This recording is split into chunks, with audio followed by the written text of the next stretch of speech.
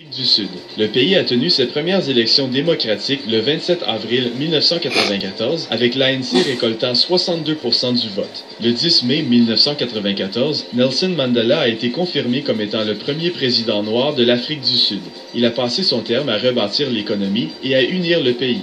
Il a même utilisé l'équipe de rugby nationale du pays comme point de ralliement pour tous les citoyens et comme manière de montrer le pays d'une lumière positive sur la scène internationale. À la fin de son terme, en 1999, Mandela a pris sa retraite de la vie politique active. Malgré avoir quitté la vie publique en 2004, Mandela a convoqué un groupe de chefs mondiaux appelé The Elders en 2007. Avec des figures telles Desmond Tutu, Jimmy Carter et Kofi Annan, le groupe visait à résoudre des problèmes mondiaux tels que la pauvreté, le sida et les changements climatiques. Parmi ses nombreux honneurs, il a reçu le prix Nobel de la paix en 1993. Même après avoir quitté la vie publique, Nelson Mandela est un homme qui a toujours continué sa croisade pour forger un meilleur monde.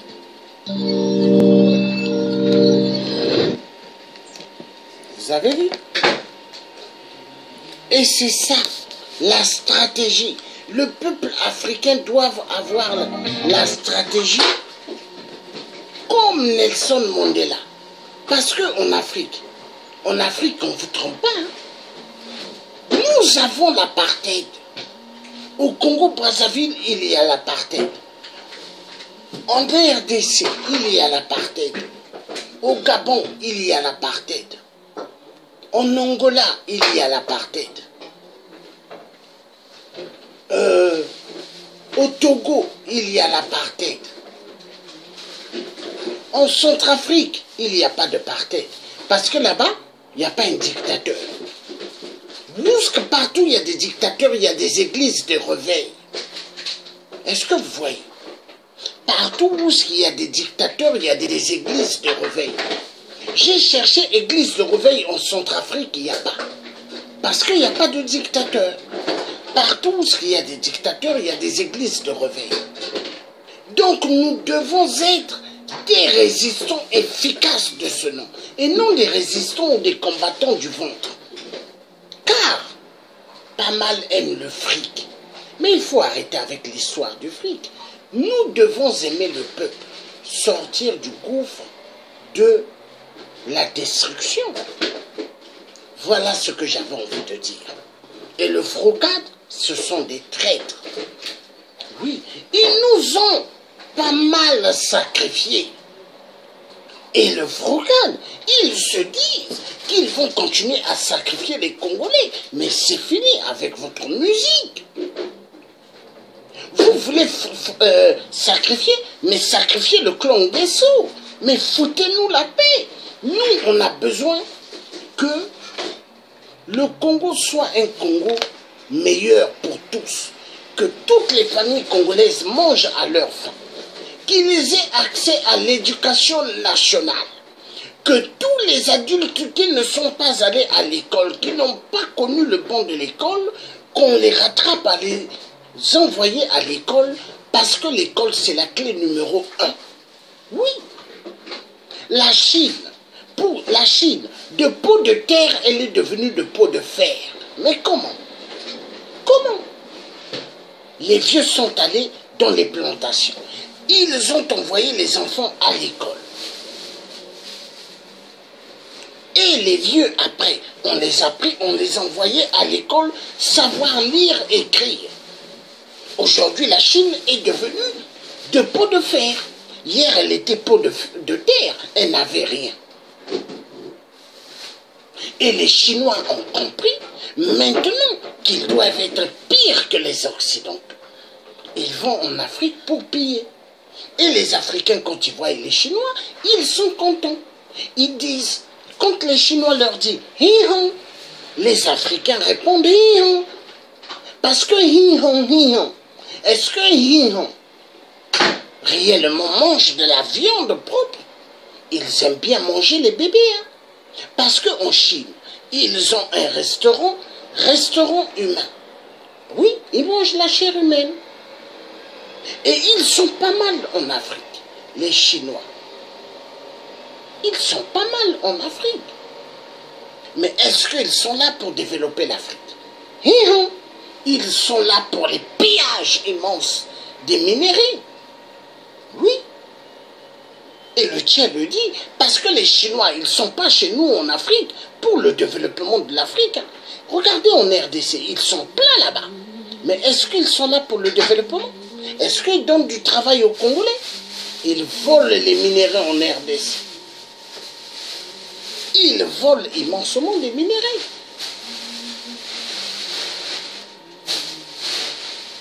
Il est temps que le peuple africain, qu'on puisse être des peuples solides et qu'on puisse en découdre avec toute cette bande d'enfoirés qui tuent le peuple noir. Il faut les descendre. Nous avons intérêt. Intérêt.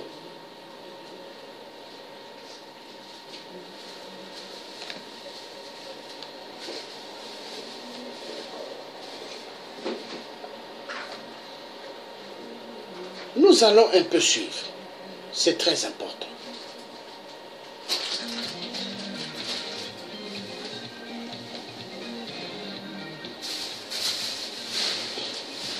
On va un peu suivre ça.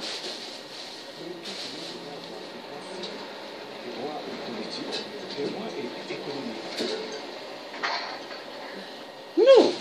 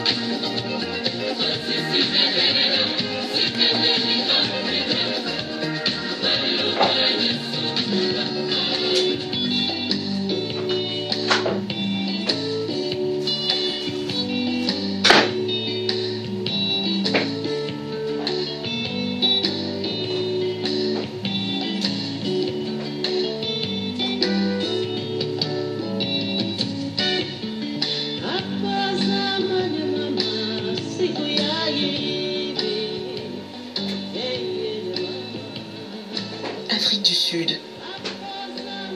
Un homme, un noir, pousse les cris de la révolte du peuple noir dans un pays largement dominé par les Blancs.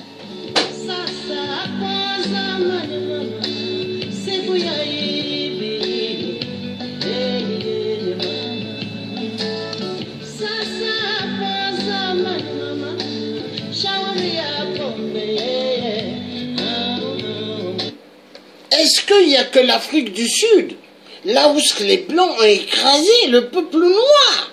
Mais ils écrasent dans toute l'Afrique centrale. Ils écrasent en Côte d'Ivoire. Hein? On va continuer à suivre.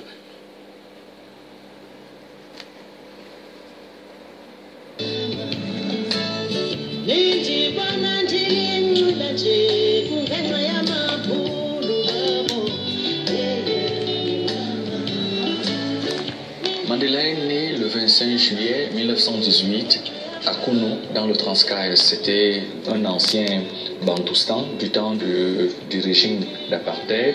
Son père, c'était un chef traditionnel. Alors Mandela, c'est donc un prince. Sa mère, c'était la troisième épouse de son père. Donc, il était le premier fils de sa mère. Son père va mourir de tuberculose lorsque Mandela a 9 ans. C'est le régent, c'était le successeur à son père, le régent Jean Dikaba, qui va entamer l'éducation de Nelson Mandela.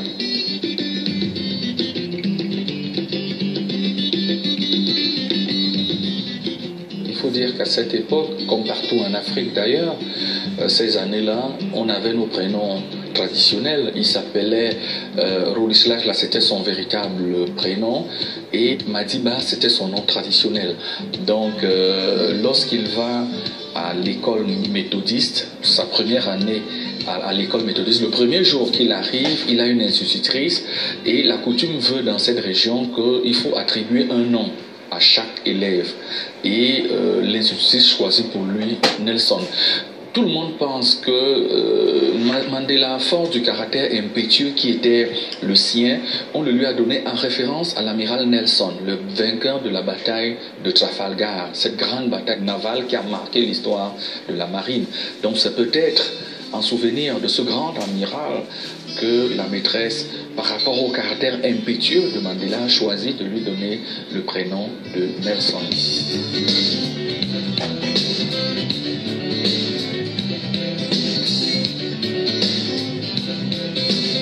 Humble, calme et réservé, Nelson Mandela est pourtant doté d'un aura particulier.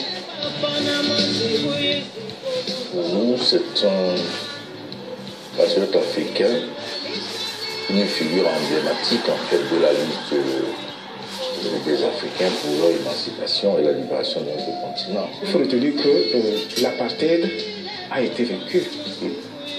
À partir de la lutte de Mandela et de ses compagnons, eh bien, les Noirs ont récupéré des droits que tout humain devrait avoir, des droits civiques, des droits politiques, des droits économiques. Et ça, c'est un acquis absolument irréversible. On le doit à la détermination de Mandela et de ses compagnons, et les générations entières leur devront un hommage mérité. Ça, c'est une première chose. Maintenant, nous retenions aussi que c'était un militant révolutionnaire. Quand on dit révolutionnaire, ça veut dire qu'il s'est attaqué à la société dans laquelle il vivait, qui avait des choses absolument intolérables. Et c'était un engagement radical. Quand il sort de prison, j'ai eu la chance et l'honneur de me retrouver à côté de lui pour son premier voyage au Gabon. Quand il sort de prison, c'est un monsieur brisé qui a 75 ans, après avoir passé 27 ans en prison. Donc on l'a brisé, et quand les Blancs, l'Occident a vu qu'on ne va pas rentrer au 21e siècle avec cette boule dans le pied, ils ont concocté un plan. Ils ont dit, on va sortir Nelson Mandela, on va en faire une icône, et comme ça, les Africains d'Afrique du Sud vont se mettre derrière lui pendant que l'Occident fait main basse sur l'Afrique du Sud. Nelson Mandela, c'est la figure emblématique de l'ANC qui a mené le mouvement de lutte pour l'abolition de l'apartheid et qui est arrivé au pouvoir en 1990 après avoir passé beaucoup d'années en prison, présenté au monde entier comme un leader de lutte contre l'apartheid pour l'égalité des races, notamment entre les Noirs et les Blancs en Afrique du Sud. Un immense homme politique africain, un héros, comme il a été accueilli d'ailleurs à la sortie de sa prison. Il a été accueilli dans le monde entier comme un héros, et aujourd'hui c'est une immense icône, et tous les chefs d'État du monde entier, parmi les plus puissants, font le déplacement de Soweto et de Johannesburg pour le voir. C'est quelqu'un qui aurait pu être revanchard, c'est quelqu'un qui aurait pu rester longtemps au pouvoir, c'est quelqu'un qui a accepté l'alternance, c'est quelqu'un qui est féru de liberté, et c'est quelqu'un qui aime les hommes.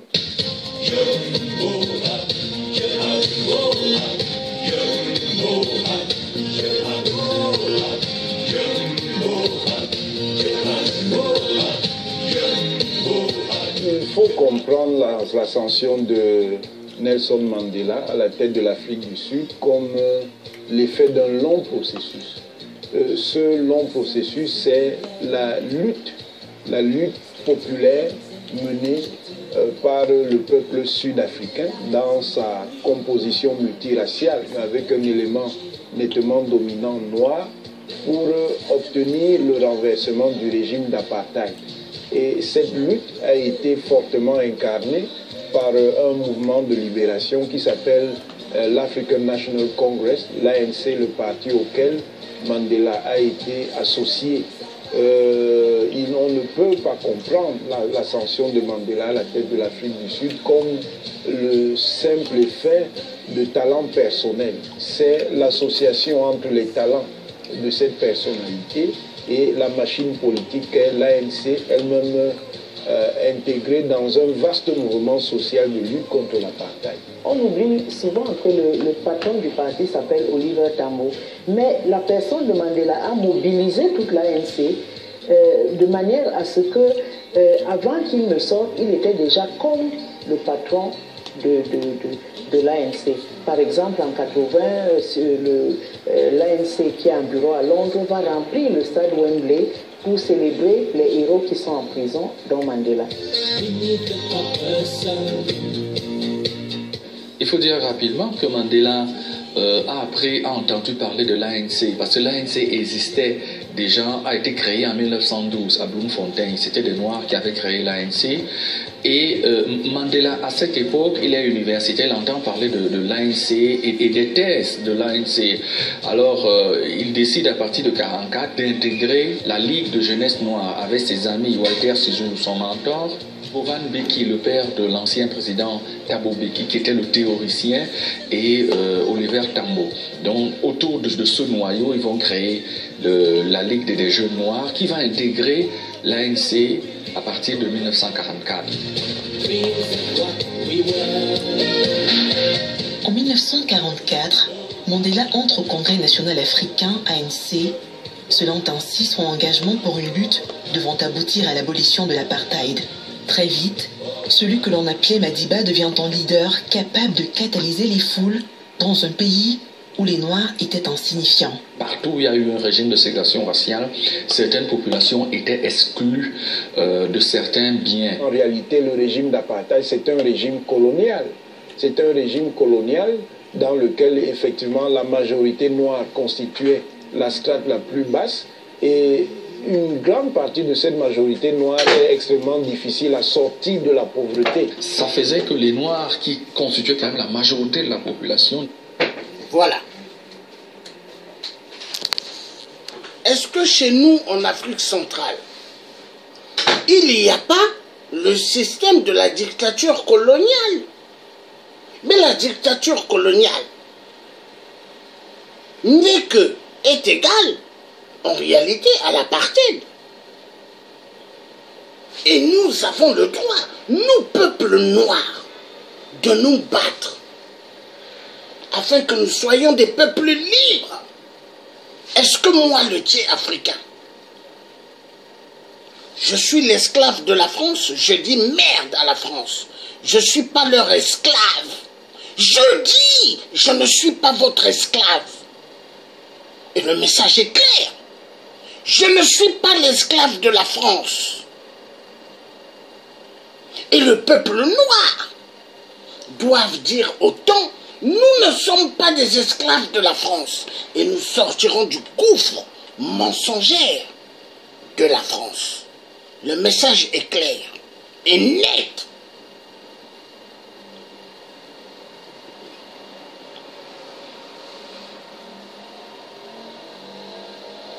Ayons le charisme efficace comme Mandela.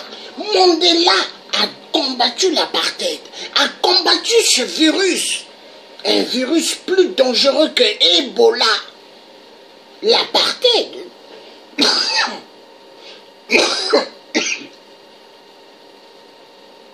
Excusez-moi.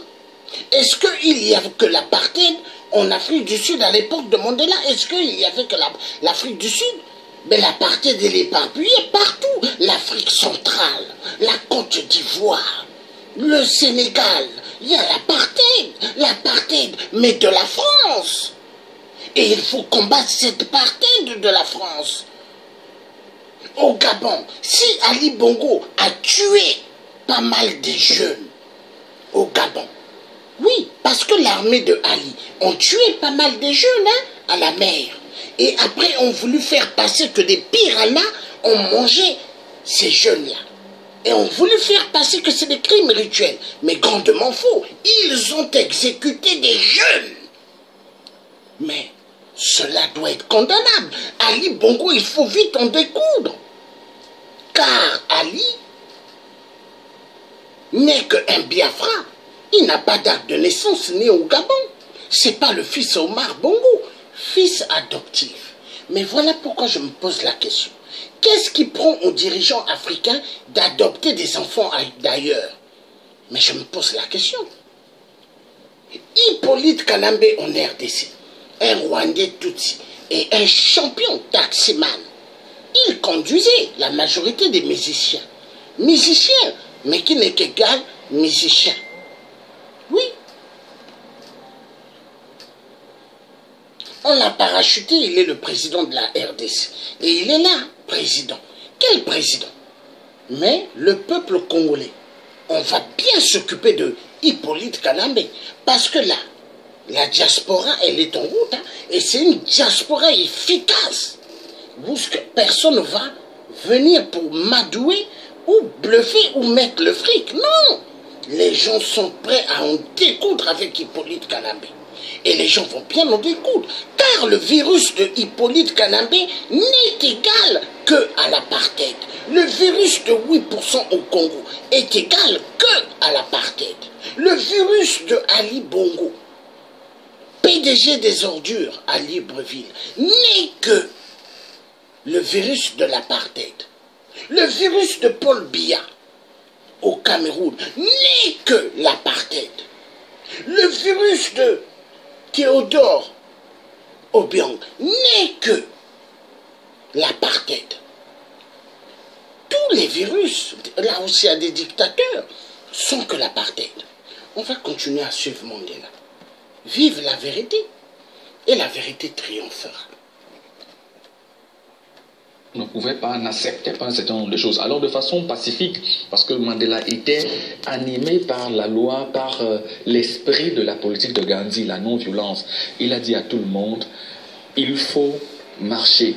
Et on va entamer une campagne de défiance. C'est ce qu'ils ont appelé, c'est une campagne de désobéissance civile. Nelson Mandela a une œuvre très riche qui s'inscrit dans la longue histoire de l'ANC, mais qui démarre un peu après 1948, lorsque l'apartheid est instauré et qu'une jeune partie de la direction, c'est-à-dire des jeunes de la direction avec les Sissoulou, décident de radicaliser l'ANC, que ce ne soit plus seulement un mouvement pacifique qui rassemble les Noirs, qui pensent à leurs droits civiques, mais que ce soit un organe de véritable lutte dans le contexte qui était celui du début des années 50. Lorsque les Blancs vont constater que ces lois vont marquer, vont paralyser un peu l'Afrique du Sud, ils vont arrêter tous les meneurs. Il y aura près de 10 000 personnes qui vont marcher, 8 000 personnes au moins seront arrêtées. Et ce sera la première arrestation de Nelson Mandela, le 5 avril 1952. Nelson Mandela sera condamné à 9 mois de prison pour non-respect des lois de l'apartheid et pour communisme. Il est finalement placé en liberté surveillée. Il devient l'un des 4 vice-présidents de l'ANC. Puis le 9 février 1955, il se produira un événement qui changera le visage de la lutte pacifique contre l'apartheid en un combat où tous les coups sont permis. 1955, un événement va se produire en Afrique du Sud. L'armée sud-africaine va raser le quartier de Sophia Town. Et Sophia Town va raser Sophia Town au motif que Sophia Town abrite les rebelles de l'ANC. C'est-à-dire ceux qui nourrissent, ceux qui engrossissent les rangs du mouvement de désobéissance civile.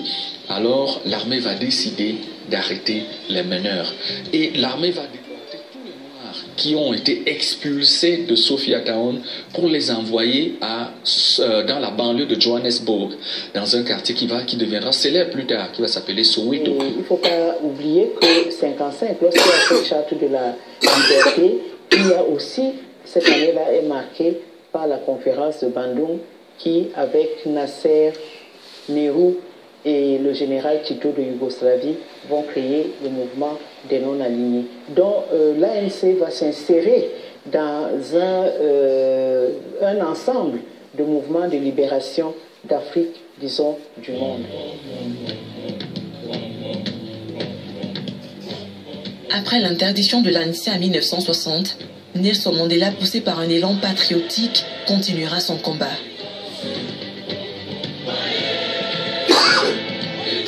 Arme à la main cette fois, faisant ainsi preuve d'un nationalisme qui inspirera certains leaders politiques africains.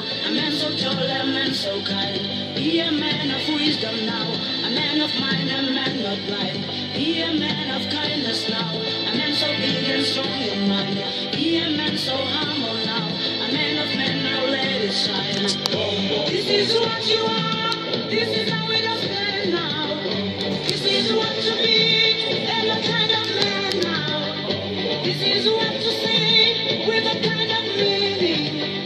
This is what to feel, with a kind of feeling.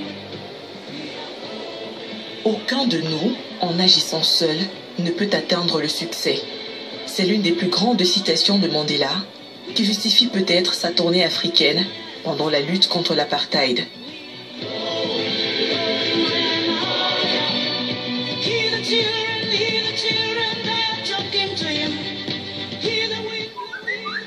En 1961, lorsque l'ANC basculait dans la stratégie de la lutte armée, le président Mandela, avec ses autres camarades, Oliver Tambo, Walter Sisulu, ont fait une grande tournée à travers l'Afrique.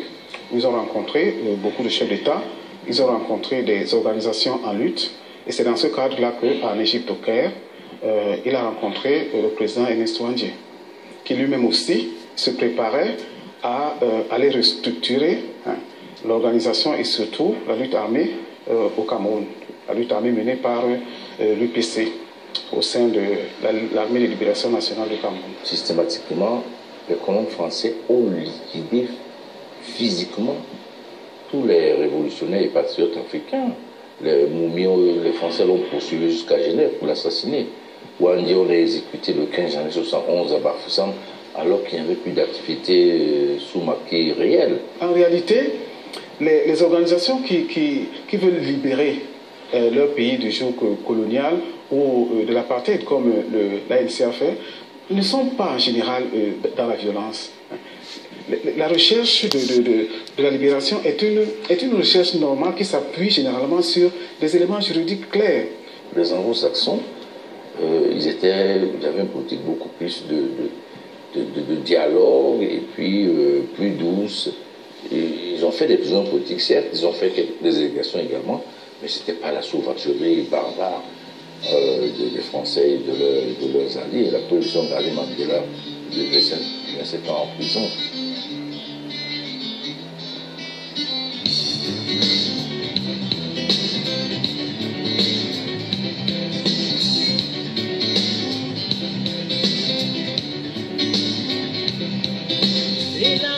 Ici au Cameroun, lorsque l'UPC est créé, l'UPC n'a pas dit qu'elle voulait faire de la violence. Nous avons des droits, nous voulions que notre pays soit dirigé par des Camerounais. Nous voulions que la colonisation ne soit pas le mode qui domine dans notre pays. Donc nous voulons nous libérer du joug colonial pour organiser notre pays pour l'intérêt des Camerounais. Et nous avons des lois au niveau international qui nous donnaient raison. Même les lois de la tutelle nous préparaient à être indépendants et non pas à revenir dans la communauté française comme le gouvernement français essaie de le faire. Si les anglo-saxons avaient éliminé Mandela, comme les francophones l'ont fait, il n'aurait pas eu quelqu'un capable de pouvoir fédérer l'ensemble de la population de l'Afrique du Sud pour en faire ce qu'elle est aujourd'hui. Mandela a inspiré des centaines, des millions de jeunes africains par l'endurance au combat, par sa détermination.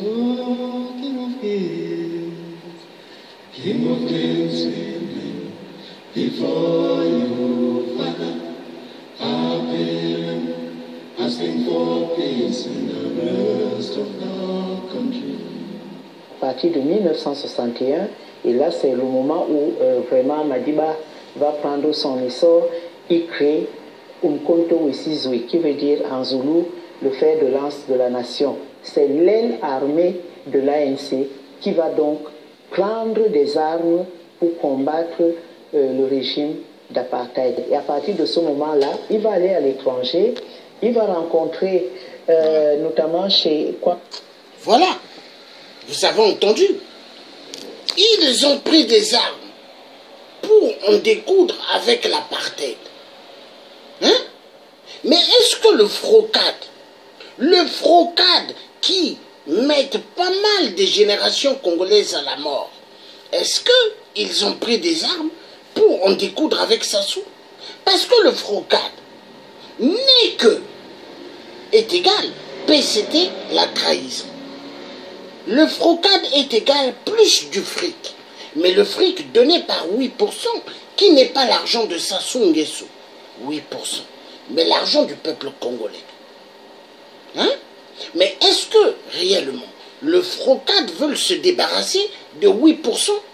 Je ne pense pas. Ils aiment beaucoup 8%. Ils aiment le venin de 8%. Oui, la vérité doit être dite. Et vous avez pas mal de clowns vivant en Europe.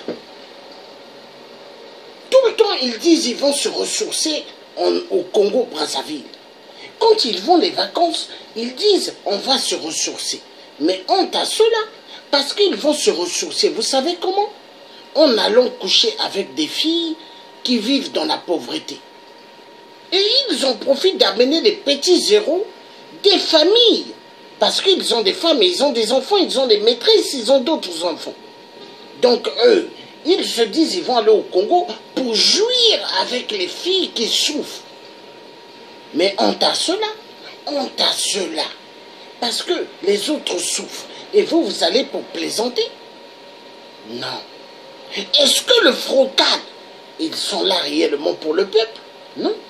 Ils sont là pour leur ventre. Voilà pourquoi moi le dis. La décision, elle est catégorique et nette. Je ne vais pas baisser mon pantalon à tous ces charlatans. Je ne serai pas là pour baisser mon pantalon à la France. Jamais. La libération de l'Afrique va se faire. Mais elle va se faire avec des fils qui aiment l'Afrique. Avec des gens qui ont envie de libérer l'Afrique. Et non des gens qui sont là. Je jure, je donnerai tout à la franc-maçonnerie. Je donnerai tout à la loge de France. Je le jure. Non? Je le jure? Non. Je donnerai tout au peuple congolais. Je donnerai tout au peuple africain. Mais c'est ce que les gens devront dire. Assez à cette loge sataniste mensongère.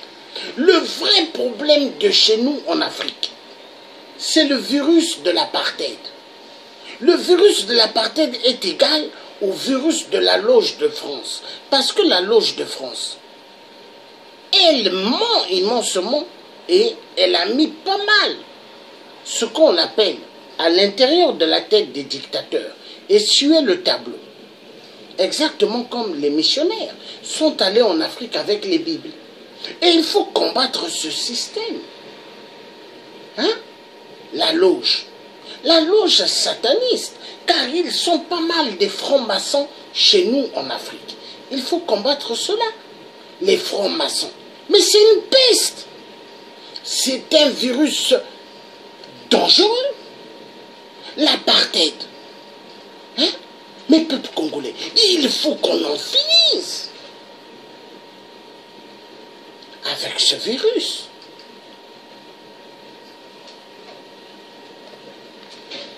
Nous allons écouter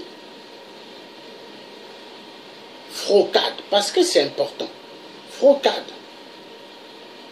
Hein? Les monteurs. Les monteurs. FROCAD.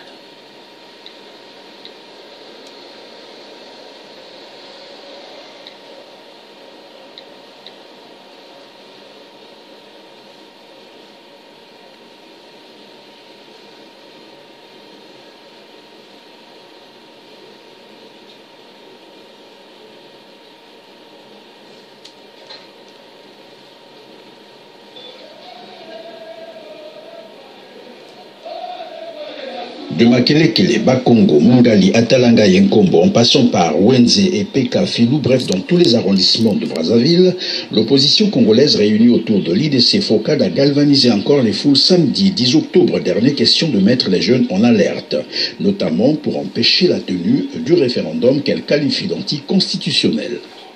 Un référendum qui vise à changer la constitution du 20 janvier 2002 pour permettre à Denis Sassou Nguesso de briguer un troisième mandat après avoir empilé sur 32 ans de pouvoir. L'heure n'est plus au grand discours, a dit Paul-Marie Pouellet, qui a demandé aux militants de l'opposition de se mettre en ordre de bataille. L'opposition donne ainsi un ultimatum au pouvoir en place de retirer son projet de référendum d'ici au 19 octobre 2015, sans quoi la population occupera la rue.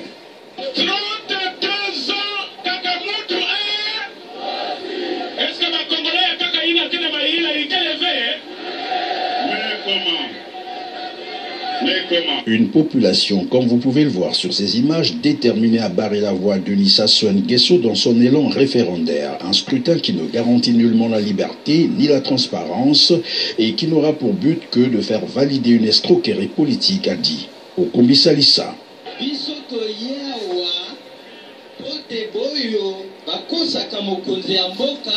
Au peuple alingi lisusu yo atala. Est-ce que vous lingi lisusu? Est-ce que vous lingi lisusu? Liboso ngana elaki na opposition te. Mais tango mosusu il faut kotala makambo ya mboka. Bomoni? Élection eko salama te parce que moi j'étais parmi ceux qui trichaient.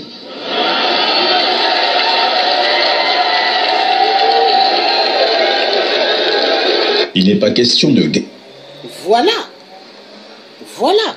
Vous avez entendu, lui-même il a dit, moi je faisais partie de ceux qui trichaient. Hein?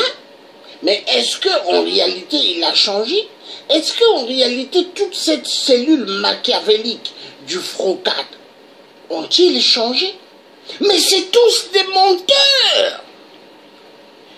Quand vous regarderez bien, Paulin Makaya en Angleterre, sa famille est à Londres. Hein? Paulin Makaya, il détient un passeport anglais. Mais Paulin Makaya, il faisait ses discours, il faisait ses vidéos directes dans le net. Mais qu'est-ce qu'on dit à Paulin Makaya, il faut venir? Toute cette bande d'enfoirés, le Frocade à Brazzaville, Paulin Makaya s'est dit, il va aller, il va combattre là-bas. Mais est-ce qu'on peut aller combattre dans un pays et sans avoir eu à se préparer? Est-ce que Paulin Makaya est descendu avec des armes? Est-ce que Paulin Makaya a eu une cellule efficace pour pouvoir en découdre avec 8%? Mais les mêmes là, le Frocade là, mais sont que des gens de 8%. 8%. Le Frocade est égal PCT. La trahison. Le Frocade est égal plus du fric. Ils aiment beaucoup l'argent. Nous allons écouter. Regardez tout ce monde congolais en train d'applaudir. Hein? Mais ils sont en train d'applaudir que leur mort. Parce que la plupart des Congolais qui étaient là, pas mal a été tués. Hein? Tués par 8% à cause du cinéma du Frocade. On va regarder les Frocades, les traîtres. Hein? Des traîtres. Guerre ni de violence. L'opposition n'est pas armée à insister, André Okombi Salissa. Mais dans tous les cas, il n'y aura pas non plus référendum, a-t-il conclu. Est-ce qu'on parle au référendum? Est-ce que le vote, c'est le vote de la RDC ou du Congo? Mais comment on va aller au référendum avec les électeurs de la RDC? Donc, Bobangate, Boyoba, Bazana Mindoki, Bazali, Mindoki wana, Basombi yango na mbongo ya peuple. Babengaka bango force publique, donc force ya peuple. Par rapport à la loi Motote, a beaucoup utilisé force publique contre peuple. Est-ce que vous avez bien? Et puis attention, Mindele Bazotala, est-ce que vous avez bien? Mindele Bazotala nini? Bazotala nini? Bazotala nini? Ndenge tozali boye. Soki boyoki ke mokonzi na bino moko. Voilà. Vous avez entendu? Mundele Azotala. Est-ce que Mundele Azotala, ils sont venus pour stopper toute la machiavélique de Sassou? Non. Ils ont laissé que Sassou tue les Congolais. Hein? Oui ou non?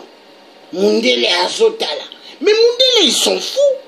Est-ce que Emmanuel Macron, lui, il est là pour regarder, pour venir intervenir, pour finir avec Sassou. Non, lui, il a besoin de ses mallettes. Il a besoin de ses valises de la France-Afrique. Tout à l'heure, je vous montrerai comment il a accueilli Sassou à l'Élysée. Mais il faut comprendre. Suivant. Njo pa Fabrice Kolela ou Munari Claudine ba jine ba poli boko tika wana bakozela lisusu ordre te ekobanda kaka wana bakozela lisusu ordre te ekobanda kaka mais bis mais je crois que la réponse est claire boyete la kanise nini otomenia walingi oba ya pas de référendum boyete. Le président, on ne change pas les règles du jeu pendant le match. Les gens, ils vont été. Tout le monde a le but à un locataire. De son côté, Guy Parfait Kolela du MCDDI a plutôt rassuré les militants de l'opposition qu'en réalité le temps est compté. Et si jamais la médiation demandée n'aboutit pas d'ici au 19 octobre prochain, la date du 20 octobre est retenue comme mot d'ordre pour passer à l'action.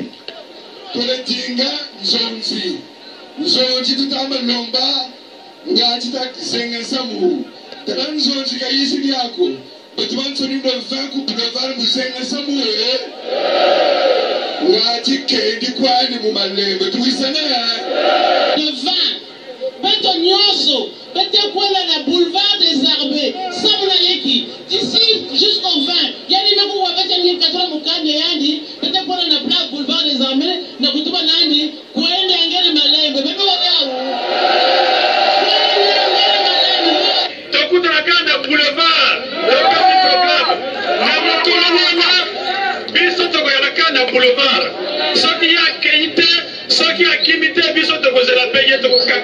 donc le fait tozozela bino boyaka mingi ndenge bozali awa tokolakisa ye tosi tozakisi ye na madibu tozakisi ye na bakongo tozakisi na mfilu sikoyo na mongani ye moko akotala baimage akoyeba ke peuple akoyi na ye makambo wana il faut acquitter soki likokende na ndenge wana te avant le 20 octobre bino tuza boulevard des Armées tokoloba lisusu tolobi na ye bon papa yayo ekokependaka ata wana pende yango olobaka soki andimi te tolobi ane.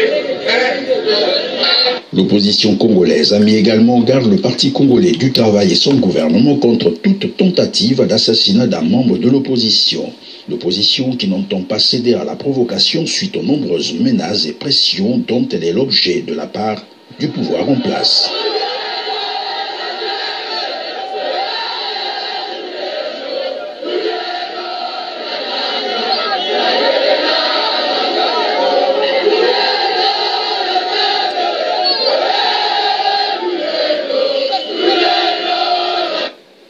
Voilà.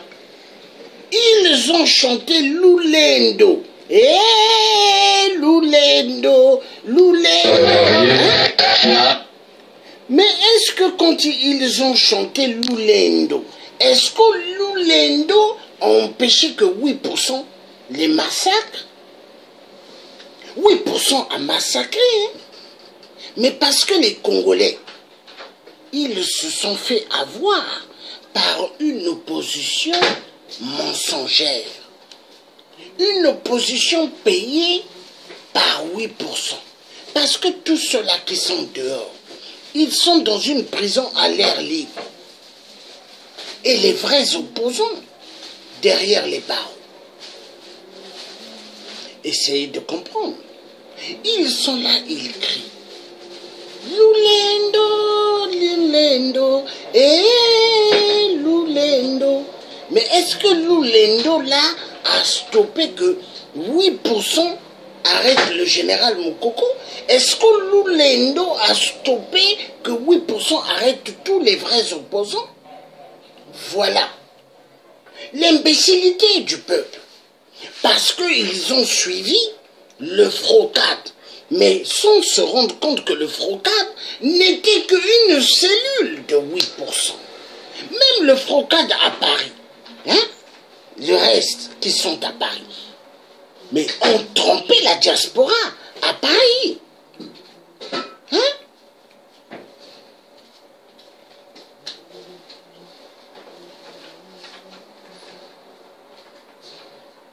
Est-ce qu'on va continuer dans le système de l'idiotie? Je dis non. Il faut que ça finisse. Moi, ce que je dirais, Muntu Fouakou, PCT. Muntu Fouakou, 8%. Muntu Fouakou, tout le clan de Nguesso. Lulendo, Lulendo, Lulendo, Lulendo. Mais il faut finir avec 8%. Et c'est ça. Le message est clair. Il n'y a pas trop à discuter. Nous allons prendre fin à ce direct. Mais ce direct, qui n'était qu'un direct de la vérité. Parce que le frocade ont bien menti le peuple congolais. Ce qu'ils aiment bien, le pognon. Et ils aiment bien voir Sassou Nguesso. Quand Sassou Nguesso sort avec toute sa bande de tueurs, ils sont contents. Ils sont contents de voir 8%. Hein? Et un homme qui n'a pas gagné aux élections. La honte. Un homme qui tue le peuple congolais. Un homme qui a tué le peuple congolais le 4 mars 2012. Hein? Le 4 mars 2012. Mais rendez-vous compte. Regardez. J'avais promis faire voir. Il faut qu'on suive ça. Sassou Nguesso reçu par Emmanuel Macron. C'est très important. Parce que cette image, il ne faut pas que les peuples congolais oublient. Hein? J'allais oublier de faire passer cela. Mais est-ce qu'un vrai doit oublier? Non. Non.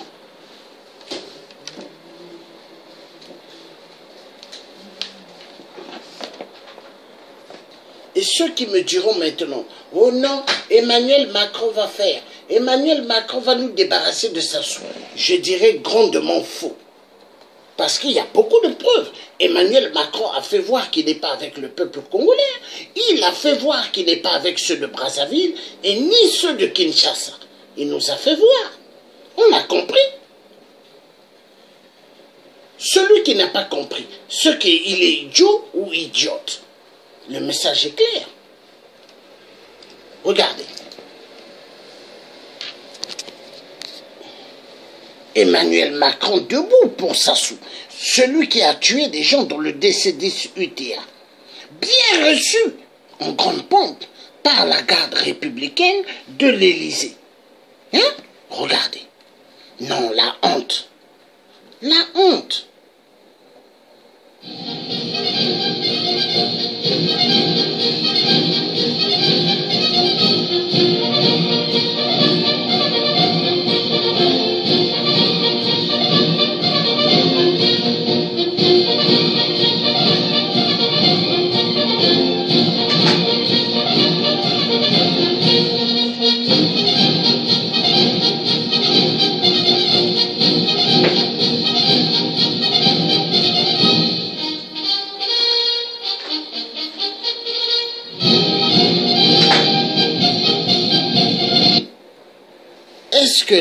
Est-ce que là, le président Emmanuel Macron s'est souvenu que Sassou a tué des Français dans le DC-10 UTA? Est-ce que le président Emmanuel Macron s'est souvenu que il y a eu pas mal de morts dans le DC-10 UTA? Mais il s'en fout éperdument. Ce qui lui intéresse, les mallettes que Sassou a ramenées, les valises d'argent. Il n'y a que ça. C'est le fric et fric. La honte. Nous allons...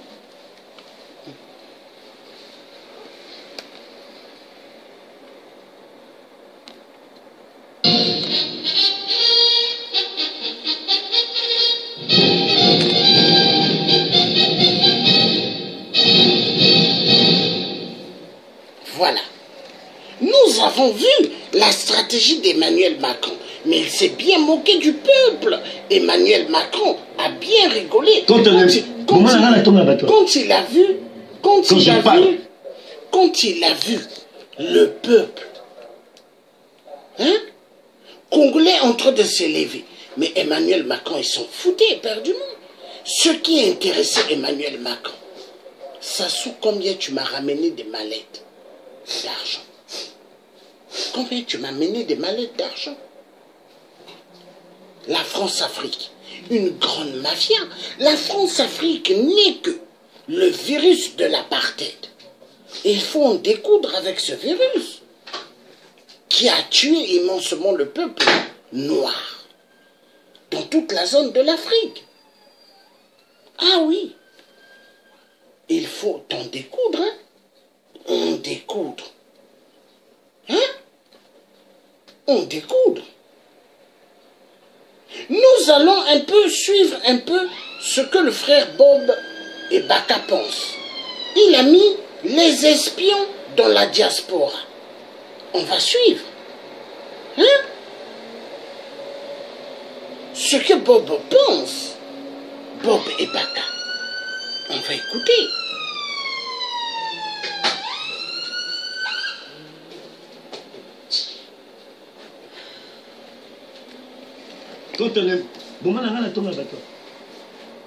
Quand je parle, j'ai parlé de Moudilou parce que j'ai des preuves. Il a tué Bakala. Et il a jeté mon coco en prison. Quand je parle, j'ai parlé de Moudilou parce que j'ai des preuves. Il a tué Bakala. Et il a jeté mon coco en prison.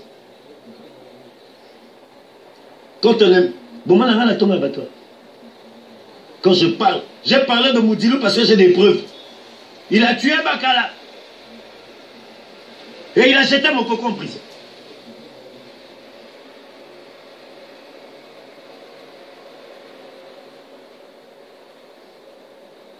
Boutouna, na téléphone. Et puis vous dit, il y a des gens qui mettent les photos de Mokoko pour faire le commerce. Yo. Keba. Zoba zoba. Tatana boma mundele. Nankai. Vino bobimbo te kanyau. O bare banyau nankai wa monkengai. Tambanga taembebo. Moyibi. Keba. Plus jamais là comme on a la zoba zoba la moto semble la bonsoir. Boutouna. Na téléphone. Et puis vous dit, il y a des gens qui mettent les photos de Mokoko pour faire le commerce. Yo. Keba. Zoba zoba. Tatana boma mundele. Nankai. Vino bobimbo te kanyau. O bare banyau nankai wa monkengai. Tambanga taembebo. Moyibi. Keba. Plus jamais là comme on a la zoba zoba la moto semble la bonsoir. Boutouna. Na téléphone. Et puis vous dit, il y a des gens qui mettent les photos de Mokoko pour faire le commerce. Yo. Keba. Zoba zoba. Tatana boma mundele. Nankai. Vino bobimbo te kanyau. O bare banyau nankai wa monkengai. Tambanga taembebo. Moyibi. Voilà. Nous avons suivi Bob et Baka. Hein? Dans sa vidéo, les espions dans la diaspora. Hein? Voilà. Donc,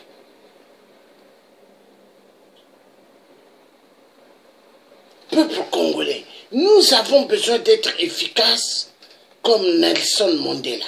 Nelson Mandela avait un charisme. Bien.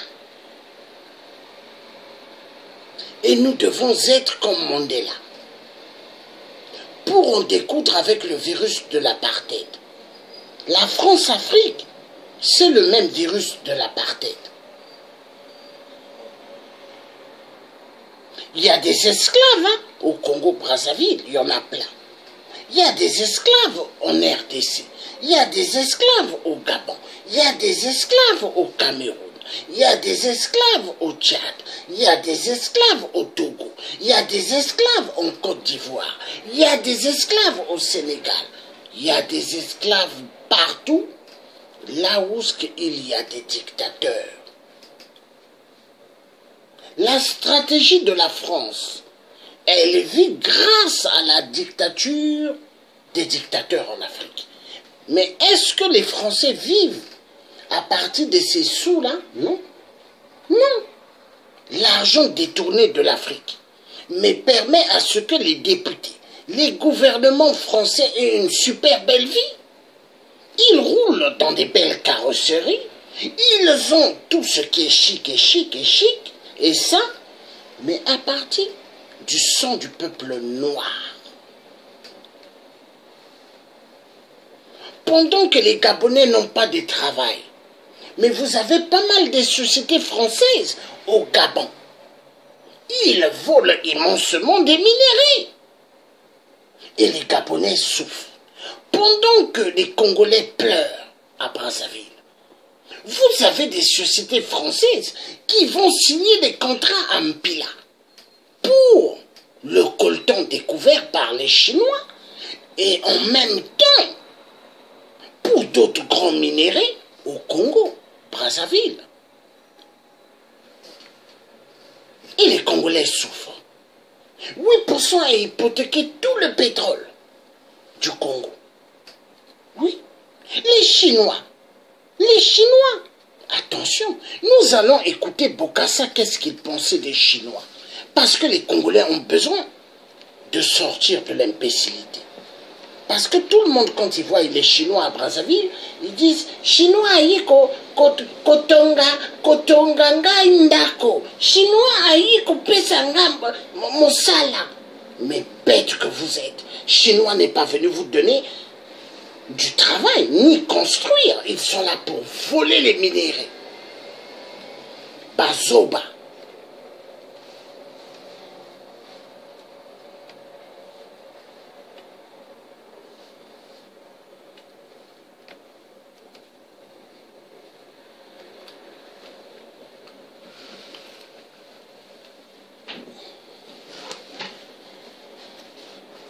Ils ne sont pas venus là-bas pour donner du travail, non, mais pour détruire. Pour détruire.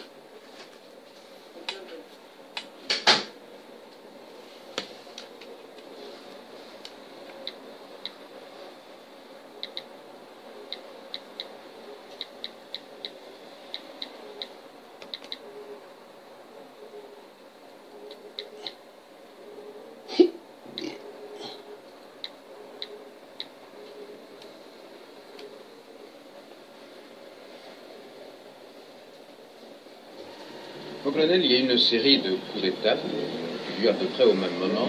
Dahomey, en Haute-Volta, et d'abord au Congo-Lebreville avec le général Mobutu. Est-ce qu'il y a une relation entre ces coups d'État militaires? Aucune relation. J'ai vu le général Mobutu une seule fois de ma vie. Au Nigeria, je ne connais pas le général qui commande l'armée nigérienne. En Haute-Volta, le lieutenant-colonel, je l'ai vu, je l'ai aperçu 2 fois. C'est tout. Et jamais on s'est écrit. Donc on ne peut pas dire que le coup d'État, par exemple, de Léopoldville vous a influencé? Absolument pas. Aucune influence. Aucune. Aucune influence. Colonel, vous êtes un militaire qui a une longue carrière déjà, soldat. Est-ce que vous considérez d'abord comme un soldat français? Je venais ce matin même d'envoyer mon livret de pension au Trésor français pour le paiement de ma pension. Tant que je serai titulaire de cette pension, je me considérerai toujours comme soldat français. Est-ce que les Français vous ont soutenu dans ce coup d'État militaire? Aucun Français. Mais c'est pas grave. Je suis de la famille française. Vous n'avez pas de rancune ou de rancœur? Du tout. Absolument pas. Le général de Gaulle, qu'est-ce qu'il vous a dit après ce coup d'État? Silence absolu. C'est un peu inquiétant ce silence. C'est pas grave. J'ai confiance en général de Gaulle. Vous avez fait la guerre, la Seconde Guerre mondiale. Vous avez été en Indochine. Vous avez participé à pas mal de campagnes militaires. Qu'est-ce qui vous a le plus frappé dans toute cette carrière? Eh bien, durant mes 23 années passées dans l'armée française, ce qui m'a le plus frappé, c'est la guerre d'Indochine, qui n'est pas du tout comme toutes les guerres dont on peut en avoir à parler. On peut dire que c'est là que vous avez connu les Chinois. Ah ben c'est là que je connais parfaitement les Chinois. Est-ce qu'ils sont très forts? Ah, comme tous les traîtres. En général, les traîtres sont toujours forts. Vous les considérez comme des frères?